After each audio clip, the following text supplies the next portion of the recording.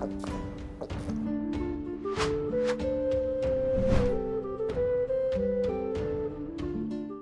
Moin, hallo und herzlich willkommen zu einem neuen Video hier auf meinem Kanal. Heute gibt es hier eine Runde Shakes and Fidget. Nachdem wir gestern in dem Video besprochen haben, wofür man überall seine Pilze rausblasen kann, um zum Beispiel so ein Avatar-Bild zu gewinnen wie auf dem kommenden Server EU16, gehen wir heute mal auf die exakt genau entgegengesetzte Taktik ein, beziehungsweise auf das Thema, und zwar, wie kann man mit möglichst wenig Pilzen so viel wie möglich rausbekommen, was ist das effizienteste, was ich mit meinen Pilzen anfangen kann. Und ja, gerade für neue Spieler, wie investiere ich meine Pilze, was habe ich pro Jahr für Kosten und ja, wo kann ich am besten einfach meine Pilze einsetzen, um sie nicht großartig zu wasten, beziehungsweise ja, was ist so am effizientesten, ist ein ziemliches Basic-Video, aber vielleicht auch interessant mal so zu sehen, was pro Jahr vielleicht so zusammenkommt, und gerade denke ich mal auch für Spieler sehr interessant, die auch auf der Antwort danach sind, wie ich meine Pilze am besten einsetze. Und für Low-Eco-Spieler, ne, die nicht viel in dem Spiel reißen wollen in Bezug auf zum Serverstart die Top-Plätze zu belegen, sondern das ist wirklich dann eher für Spieler, die wie gesagt Low-Eco am Start sind und möglichst wenig halt eben in dem Game aufladen wollen und eine sehr disziplinierte Spielweise haben und sich halt eben nicht reinbaiten lassen von Events wie dem Elevator, Legendary Dungeon, Wanderzirkus etc. pp. Ja, da muss man natürlich immer so ein bisschen intervenieren. Das sind immer so die, ich sag mal, die Fallen, die einen reinbaiten können, wo man natürlich mehr aufladen kann, ne? Aber wenn man halt das wirklich auf das Simpelste runterbrechen will und trotzdem damit das Effizienteste erreichen möchte, gerade über Langzeit, ist dies wirklich essentiell zu machen, dann ja, empfehle ich da auf jeden Fall einmal einen Blick auf dieses Bild zu werfen. Und hier haben wir einmal eine kleine Übersicht über die Dinge, die ihr wirklich braucht, ja, die wirklich, wenn ihr pilzen wollt oder ne, wirklich ein bisschen investieren wollt aufs Jahr gesehen und aber wirklich auch das Maximale rausholen wollt, dann sind das wirklich die Sachen, die man machen sollte. Wir haben hier einmal, und das ist auch so ein bisschen abhängig davon, wie viel man auch ausgeben kann. Man kann auch sich sogar das Glücksrad im Prinzip sparen. Aber das Wichtigste ist auf jeden Fall der Greifendrache. Wenn man das sich auf das Jahr hochrechnen möchte, ja, dann gibt man hier für den Greifendrachen pro Jahr 650 Pilze aus. Ja, das ist das, womit ihr pro Jahr rechnen müsst. Das ist auf jeden Fall das 50er Mount, wo ihr auf jeden Fall, wenn ihr bereit seid, eben Pilze zu investieren, das auf jeden Fall tun. Das 50er Mount ist wirklich mit Abstand das Beste und das solltet ihr auch nehmen. Das natürlich in Kombination mit eurer Abenteuerlust ergibt dann für euch halt eben den perfekten Bonus, sag ich mal, auf eure Abenteuerlust halt eben, ne? Dann ist halt die besagte Abenteuerlust halt eben das Wichtigste in dem Spiel. 320 Alu pro Tag, das macht aufs Jahr gesehen 3650 Pilze, die ihr euch dafür einplanen müsst, plus 52 Pilze, die ihr für das Extra-Bier, sag ich mal, aufladet. Also ihr habt ja hier bei der Taverne 11 Bier, die ihr trinken könnt.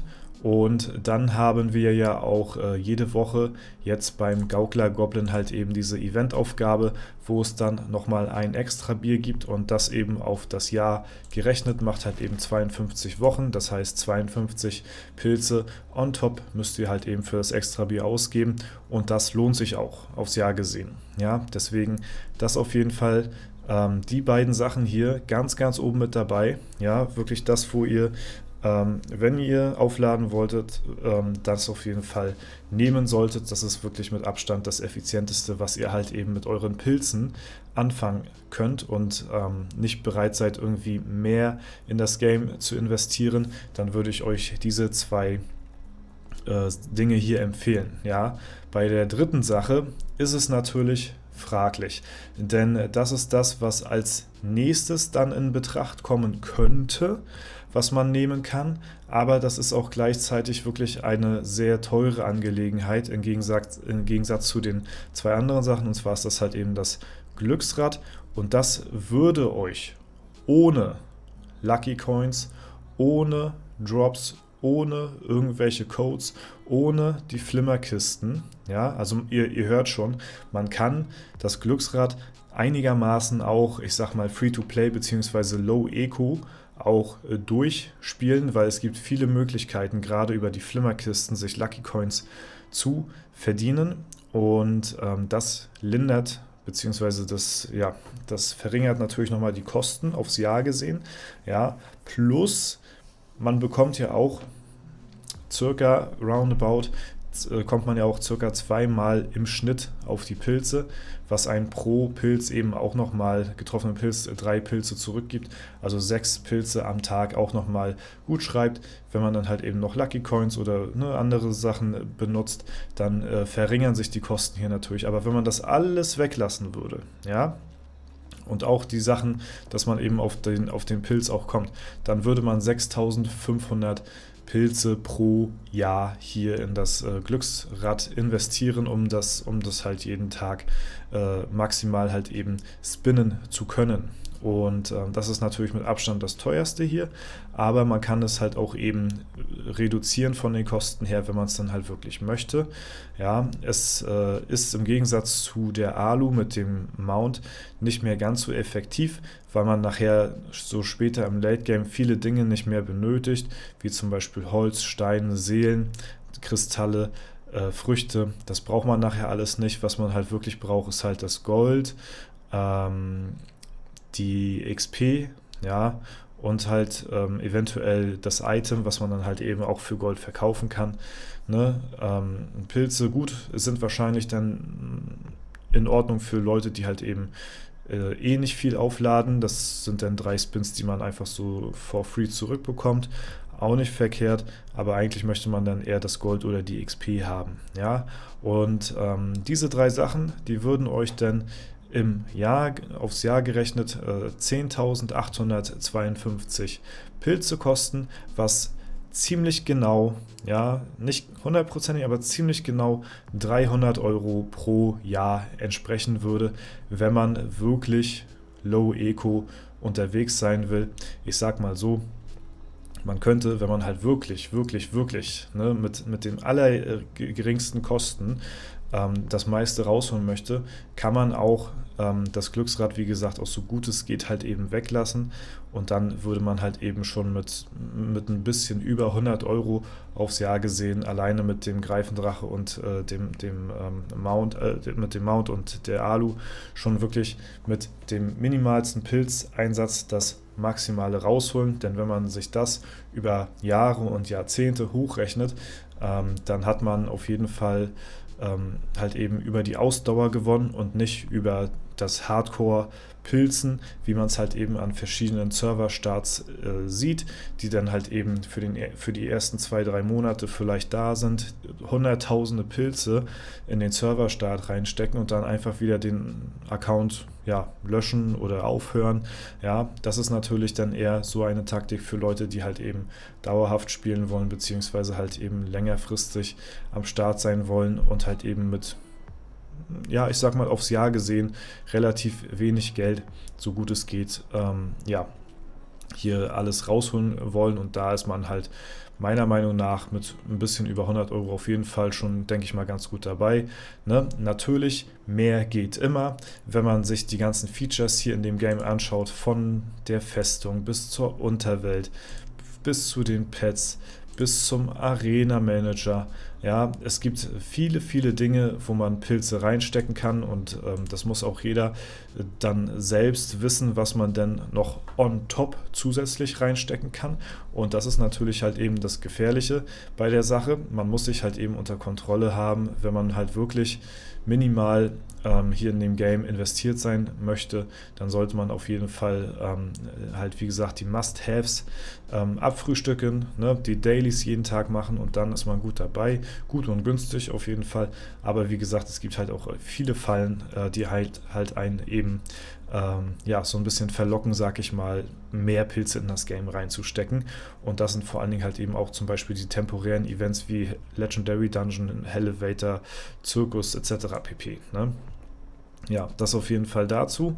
Ne? Alles Weitere muss man natürlich gucken, wie man das tagsüber schafft. Ich bin zum Beispiel jemand, ich mache das nicht. Ich skippe hier meine Arena-Angriffe durch, ich skippe hier meine Pet-Angriffe durch. Ja, Glücksrad drehe ich jeden Tag. Ne? Man kann natürlich auch über den Schwarzmarkt, kann man sich hier auch natürlich so immer noch ein paar Pilze sparen.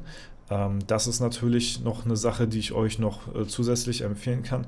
Wenn ihr halt wirklich ja, das Glücksrad drehen wollt und ihr holt euch keine Lucky Coins über die Flimmerkiste oder ähnliches, dann kann ich euch wirklich einmal pro Woche halt hier im Schwarzmarkt empfehlen, sich die Lucky Coins zu kaufen, denn wie ihr seht, kostet das 250 Pilze und ihr bekommt 2750 Lucky Coins. Ne? Das ist ein kleiner Profit, sag ich mal, wenn man gewillt ist, jeden Tag das Glücksrad zu drehen, dann macht man hier noch ein bisschen Plus, ja, dann würde das nämlich hier auch gesehen wiederum auch noch mal ein bisschen mehr sparen.